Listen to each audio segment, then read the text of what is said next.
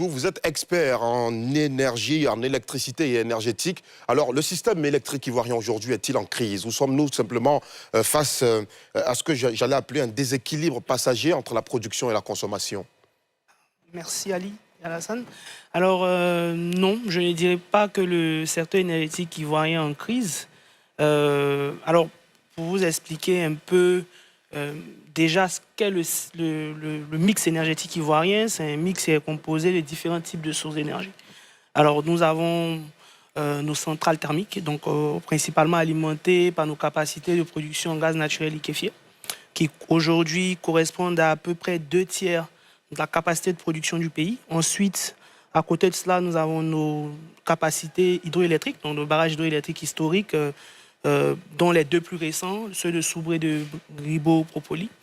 Et enfin, on a de nouvelles sources d'énergie alternative qui émergent, notamment le solaire, 3% aujourd'hui du mix à peu près, et bientôt de la biomasse aussi qui arrive très bientôt. Donc, bien entendu, ce qui se passe, c'est que la Côte d'Ivoire, c'est un pays qui a connu une forte croissance économique ces derniers temps. Et ce qui dit croissance économique, dit nouvelle industrie qui s'ajoute, tissu économique qui grandit. Et globalement, aujourd'hui, on estime que la demande, en fait, elle croît de 8 à 10% chaque année, à peu près. Donc, c'est tout à fait normal que dans tous les pays, les grands pays producteurs au monde, on a toujours, en fait, un écart entre vos capacités de production et vos capacités mobilisables à l'instant T. Donc, c'est principalement ça. Et là où la Côte d'Ivoire excelle, et ça, il faut le dire très clairement, c'est justement dans le fait de pouvoir maintenir cet écart. Et c'est le travail des ingénieurs du ministère de l'Énergie, de Côte d'Ivoire Énergie, de la CIE, qui sont des gens très professionnels et qui aujourd'hui, quoi qu'on dise, en fait, arrivent quand même à maintenir un écart qui permet d'avoir une qualité d'alimentation qui est quand même assez suffisante. Mais bien entendu, dans le parc, on a du vieux, donc on a des capacités qui sont très anciennes, qui datent des années 60. On a des capacités qui sont plus récentes.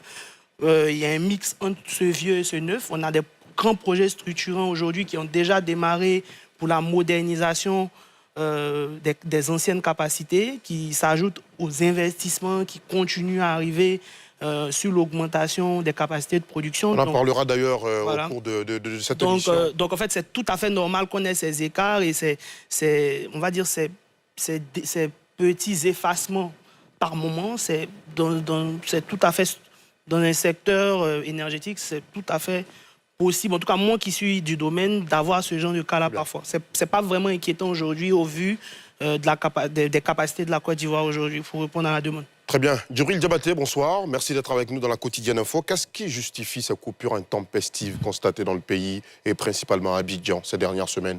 Merci, je vous dis merci. Je pense qu'on a un problème de configuration de notre réseau électrique. Voilà. Et d'abord, un transformateur, la vie d'un transformateur, c'est 20 ans minimum. Mais malheureusement, on a chaque jour des transformateurs qui crament. Parce que lorsque on installe un transformateur, il y a un calcul très simple à faire. D'abord, quelle est la charge du transformateur? Parce que n'importe où, l'électricité, c'est universel. Hein. Le transformateur ne peut prendre seulement que 80% de sa capacité. Une centrale, même la centrale nucléaire, n'a pas la possibilité de sortir 100% de sa capacité. Ça n'existe nulle part. Mais lorsque vous allez dans les quartiers, et les transformateurs qui sont d'abord dans les niches, le premier problème, d'abord, l'aération. Il n'y a pas d'air. Et on compte sur l'air naturellement pour refroidir. Et ça ne marche pas souvent parce que même un transformateur qui est assis dans la neige, ça chauffe par rapport à la capacité et à la charge. Et j'ai vu beaucoup de niches, mais quand vous voyez, la compagnie énergie monte des poteaux un peu partout. Esthétiquement, même, ce n'est pas joli à voir. On n'a pas assez d'électricité, je comprends, mais le peu d'électricité qu'on a, si c'est optimisé, si c'est distribué normalement, on ne doit pas avoir ces coupures d'électricité. Les coupures d'électricité, ça date depuis plusieurs années. Mais quand ça s'est passé il y a 5 ans, chaque année, ça se répète, ça veut dire qu'il y a un travail qui n'a pas été fait. Voilà, le travail qui n'a pas été fait, C'est parce que quand on prend un transformateur, on charge. Chaque fois que quelqu'un demande un compteur, on charge. Mais quand le transformateur arrive déjà à plus de 90%, 95%, ben c'est normal. C'est comme vous achetez un camion et vous qui doit prendre 2 tonnes et vous mettez 10 tonnes dedans, mais le camion va se gâter. Donc voilà un peu. Je pense que le problème, c'est la configuration de nos réseaux. Parce que ici en Côte d'Ivoire, la tension qui alimente les transformateurs, c'est de 15 000 volts. Disons 15 000 kilovolts. Et ces 15 000 kilovolts sont généralement sous-sol. Et qu'est-ce qui se passe? Lorsque vous mettez un transformateur, la sortie du transformateur vous donne 3 phases de 415 volts qui correspondent à environ 240, 220, 240 volts. Et plus la distance, vous créez la distance pour alimenter, mais il y a une résistance qui est créée. Cette résistance, c'est une perte. C'est ce qu'on parle de facture d'électricité. Donc on perd de l'électricité même dans ça. Moi, chez moi, j'ai l'électricité qui vient, la tension est souvent à 160 volts. Tout à l'heure, j'écoutais la personne qui parlait que tout s'est gâté chez eux à la maison. Oui, dans le sujet de Dissakone et Moussa Nikema. C'est ça. Parce que ici, la configuration électrique en Côte d'Ivoire, on cherche le neutre. Alors, quand on cherche le neutre dans les maisons, en cas le neutre, il y a un problème de neutre, la tension dans chaque maison devient automatiquement de 415 volts. C'est normal que ça se gâte. Maintenant, quand le courant est coupé et qu'on résume, le courant revient, l'handicap, c'est que nous n'avons pas de régulateur d'abord, de bloquer le courant d'abord, le stabiliser avant de donner. Dès que ça vient, ça conduit directement à la maison. C'est normal que ça se gâte. C'est le régulateur qui doit l'installer. Ça c'est au niveau de la configuration électrique. Voilà, ça se passe partout. Ça se passe partout parce que, bon, par ma petite expérience, moi, je travaille sur plusieurs sites. En Europe, en Asie, et sur des grilles vraiment qui généraient pas mal de mégawatts. Mais la configuration, c'est-à-dire quand on voit la niche même, on sent qu'il y a quelque chose qui ne marche pas, on ajoute quelque chose. Vous allez voir 10 poteaux ensemble, 5 poteaux ensemble. C'est pas cool, ça veut dire qu'il y a un problème. Très bien. Alors, Samuel Landry Zinsou ne serait pas de cet avis. Alors, je ne dirais pas que je ne suis pas de cet avis, mais il faut dissocier deux choses. Alors, il y a les problématiques d'effacement qui sont très sûrement dues à des déficits peut-être sur les capacités de production, et il y a les problématiques qui sont liées à la distribution et au transport. Alors, j'écoutais monsieur tout à l'heure qui disait qu'en Côte d'Ivoire, parce qu'il y a 2 niveaux de tension, donc il y a le niveau HTB. Donc la HTB, c'est ce qu'on appelle la très haute tension, donc c'est les plus grands poteaux électriques que vous pouvez voir sur le réseau. Aujourd'hui, historiquement, ces réseaux étaient faits en 90 kV.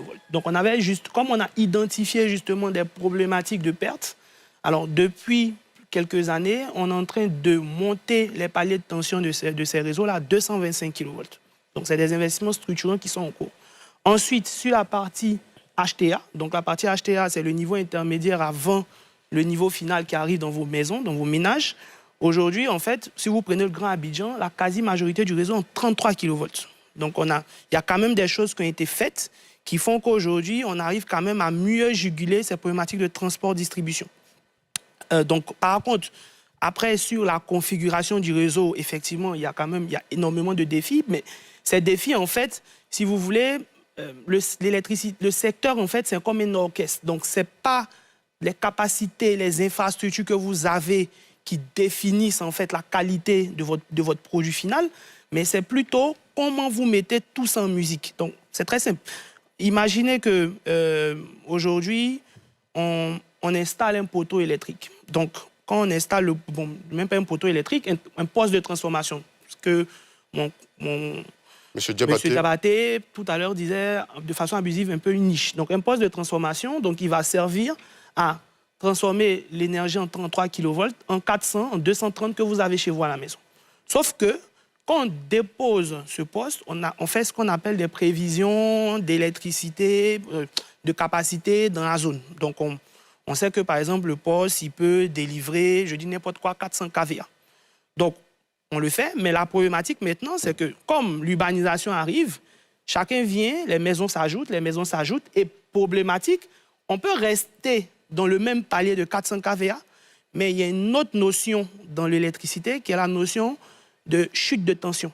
Et ça, c'est ça qui rend problématique, en fait, et qui souvent crée des pannes sur les appareils dans les maisons. C'est-à-dire que plus on s'éloigne, plus la tension baisse, mais ce n'est pas quelque chose qui peut, on va dire, qui est facilement anticipable. C'est vraiment, entre guillemets, des interactions qu'il faudra avoir entre le ministère de l'Urbanisme, le ministère de l'Énergie, et peut-être qu'aujourd'hui, il y a peut-être quelques ratés à ce niveau, mais essentiellement, ce qu'on connaît aujourd'hui, ce n'est pas vraiment lié. C'est certainement lié à des capacités de production qui sont peut-être en souffrance, mais comme ça peut arriver sur n'importe quel réseau. Merci, monsieur, pour vos analyses. Ce sujet est d'autant plus d'actualité que là, maintenant, dans le live Facebook sur la page de NCI, la nouvelle chaîne ivoirienne, il y a Cynthia Libani qui dit « Sinon, nous sommes dans le noir total ici. Je ne peux que suivre l'émission sur mon téléphone. » Pour dire que le sujet, il est encore plus d'actualité. On va aborder de fond en comble tous les aspects de ce sujet. Seulement, les impératifs du journal télévisé nous imposent de faire